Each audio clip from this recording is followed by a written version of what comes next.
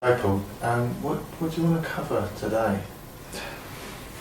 Well, I guess in all honesty, Warren, I guess it's in some way more of the same. I guess the main thing that concerns me is the future potential for any of that kind of manic stuff to come back. Really, it was just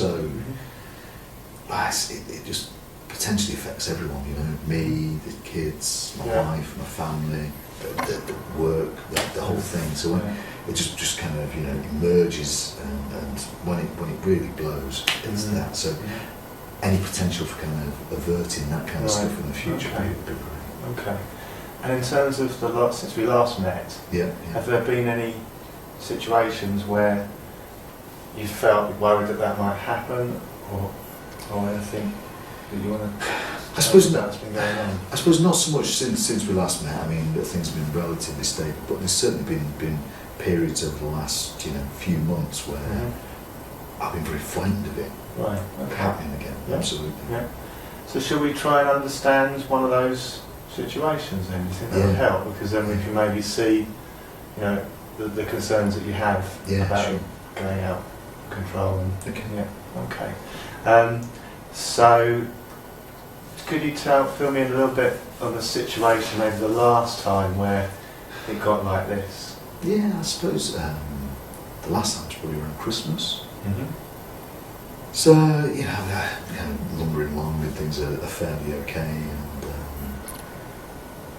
and just that notion of Christmas, and quite looking forward to it, and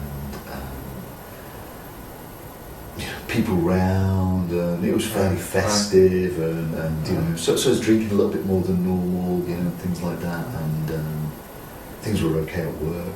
I mean, things aren't always okay at work, things can be quite difficult at work, but I just found myself kind of spending a bit more, and so it wasn't an event that happened, it was just a kind of time. But the time was around Christmas. It was around Christmas, yeah, and drinking more. Absolutely.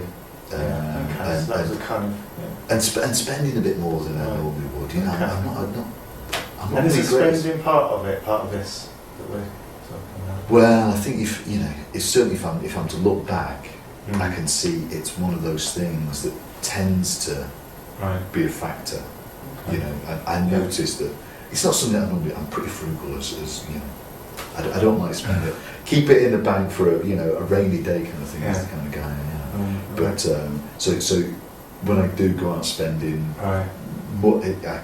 it's kind of quite liberating. It feels quite nice in a way, to actually go and buy some things I've lost after. So when you do those things, when you go out and spend things, you feel better and feel liberated. It's quite nice. It's quite a pleasant feeling. But then it's almost that says, oh Christ, I'm spending that money that I've been saving for a rainy day, and so one half of me is thinking, oh go on, tempt yourself, kind of thing. The other half of you is thinking, you shouldn't be doing that. You should be saving for the rainy day. It's that kind of thing.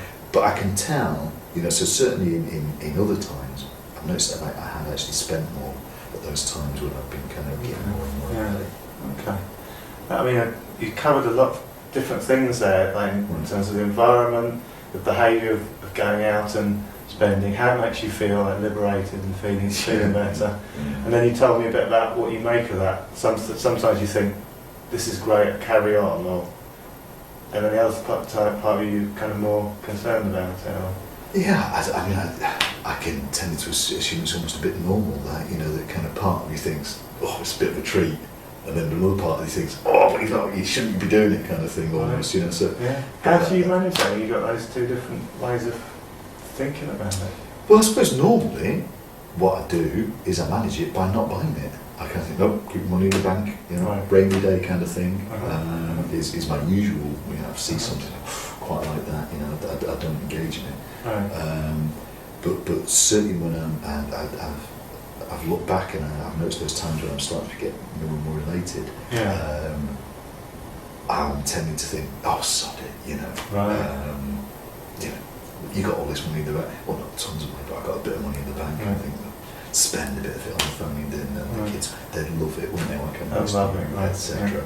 And then it's very easy to kind of get carried away with it. That sensation and just that excitement of treating people and all that kind of thing. So just to get, if I can get straight the kind of feelings that you have at that time, it's feeling kind of liberated, feeling good, feeling excited. Yeah. Is that right? Yeah. And when you spend more, you get more of that. Yeah, that's right.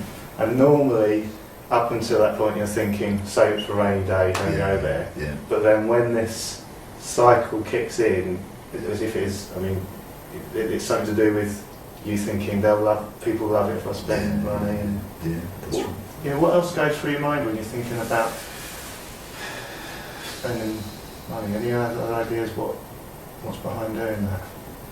What's behind doing it? I'm not sure what else is behind doing it, in all honesty. Okay. It's just, it feels as though I kind of get sucked into that cycle of it, really. And I suppose what happened was, Christmas you tend to spend a bit more on things than you normally would, you tend to end up doing more. And, I was doing that and I was kind of okay because it's Christmas, but then I just thought, well, maybe I'll just treat them to this, and, it's almost like price brackets of what you spend on people. I was kind of, upping the price bracket on, price bracket on there. Wait a minute, is this what I should be doing? Before you know it, you spent, substantially more than you normally would. So, do you want to try and we can try and kind of piece together what happens? Yeah. Do you want to try and piece together how it starts like this, or do you want to try and piece together when it gets a lot more of a problem? What do you think? Partly I'd be tempted to be guided by you in a way, and kind of what you think, but I suppose it's tricky, isn't it, to know, cause so at Christmas it didn't turn out to go quite so, so well, but it was certainly on the way, I was definitely heading there. Right. You were heading there, but you didn't go there. No, it didn't end up that way. Right. Which so I think this was really a time where you managed to actually avert that. I think so. I think that it was potentially a good thing that actually, it was, my wife spotted it early, and, and she kind of, talked to me a lot, and, we kind of reviewed some bits and pieces, which was, What made the difference there about your wife? Well, I suppose we've been through a couple of episodes, and it's certainly when it's been bad, things have been bloody awful. Okay. And you're still thinking about that, obviously, the bad times that it's been. Yeah. So when I've been ill in the past, there's been some. Even though the last time you managed through talking to your wife to kind of avert it, and it didn't. Yeah, I mean, and that's part of the thing. So did we actually avert anything, or was I just kind of being a bit more cheery and, and it's kind of that it builds back into that fear of, should I just stay very reserved and very. Right.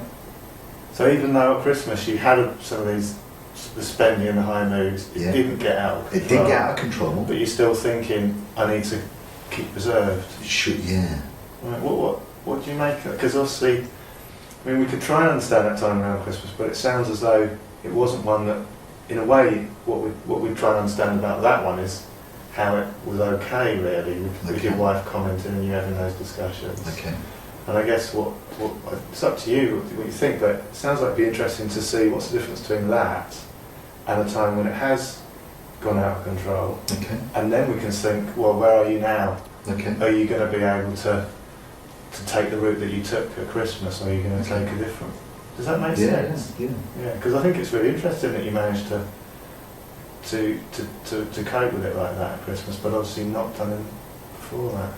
Yeah, and part of my dilemma is about whether it was me going or me just being happy, and because I guess I tend to almost avoid it, and so, kind of bit frightened of that just feeling happy and buoyant. As oh my God, is this right? You're still frightened of feeling happy and buoyant at the moment. So, yeah. And how does that affect you at the moment? Being frightened of being happy and buoyant. Well, I avoid stuff that leads to it. Right. What, in the last few days have you been avoiding things? Well, on a regular basis. So don't engage in, keep myself pretty much to myself, Right. Watch telly, you don't do a huge amount of stuff, Right. Maybe, occasionally go fishing or something like that. But Right. I don't. What I is it tend you're not to. avoiding at the moment then? What would I like to do? Yeah, well, yeah. Well, I'd love to, maybe go to the football a bit more, go out with mates and maybe have a few more beers and things like that. I'd love to be able to kind of find a middle ground where I felt, I could spend some money without fear of it kind of going. Because I suppose as general, I feel very reserved, and I wonder if that's probably been a useful way of kind of managing myself. Right, okay.